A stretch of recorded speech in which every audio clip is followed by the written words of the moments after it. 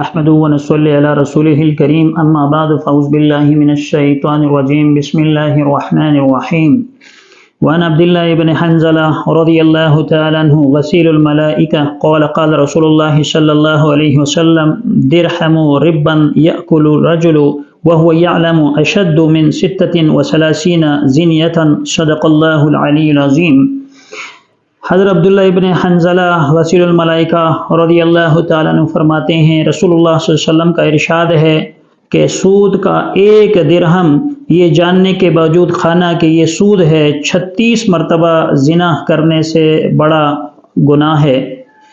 اس حدیث میں رسول اللہ صلی اللہ علیہ وسلم نے سود پر سخت وعید ارشاد فرمایا ہے کہ سود اتنا بڑا گناہ ہے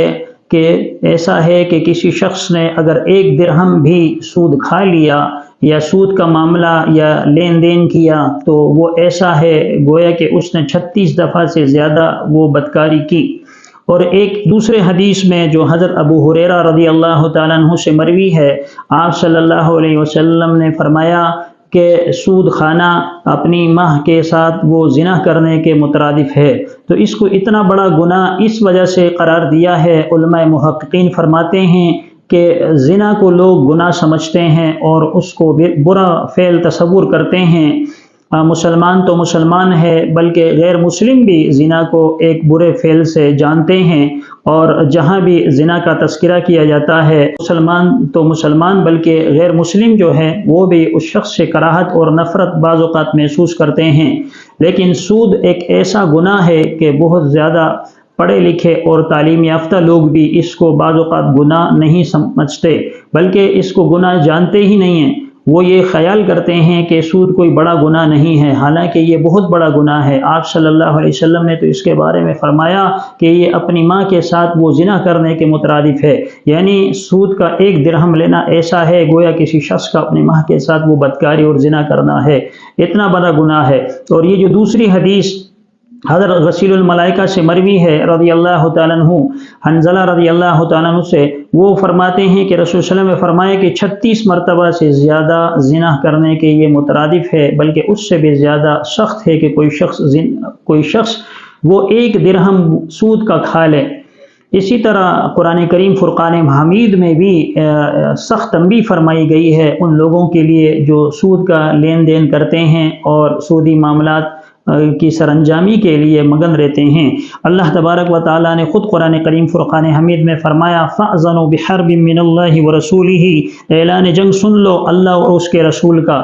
اب آپ خود ہی اس چیز کا تصور کر سکتے ہیں، خیال کر سکتے ہیں کہ جس گناہ کے بارے میں اللہ تبارک و تعالیٰ خود یہ فرما رہے ہوں، اللہ تبارک و تعالیٰ خود یہ کہہ رہے ہوں کہ اللہ اور اس کے رسول کی طرف سے اعلان جنگ سن لو، تو یہ کتنی بڑی تنبیہ ہے اور کتنی بڑی وعید کی بات ہے کہ لوگوں سے خصوصاً مسلمانوں سے یہ کہا جا رہا ہے کہ تم سود اگر کھاتے ہو یا سودی لین دین کے اندر ملوث ہو تو پھر یہ جان رکھو کہ تم نے اللہ تبارک و تعالیٰ کے عذاب کو دعوت دے رکھی ہے۔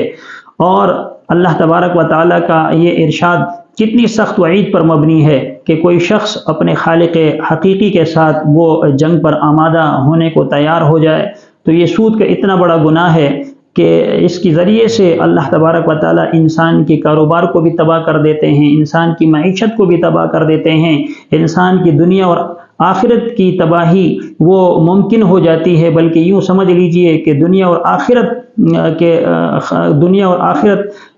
کے نقصان کا یہ باعث ہے۔ اس کے ذریعے سے نہ صرف انسان کی دنیا تباہ ہو جاتی ہے اور برباد ہو جاتی ہے، بلکہ سود کھانے کی وجہ سے انسان کی آخرت بھی تباہ و برباد ہو جاتی ہے۔ یہ ایسا گناہ ہے کہ جس کے بارے میں اللہ تبارک و تعالیٰ اعلان جنگ کا کہتے ہیں، حالانکہ ایسا کوئی دوسرا گناہ نہیں ہے جس کے بارے میں اللہ تبارک و تعالیٰ نے اعلان جنگ فرمایا ہو یا جس کے بارے میں اتنی سخت وعید اللہ تبارک و تعالیٰ کی طرف سے وارد ہوئی ہو۔ لہٰذا سودی معاملات کرنا، سودی لین دین کرنا، اسی طرح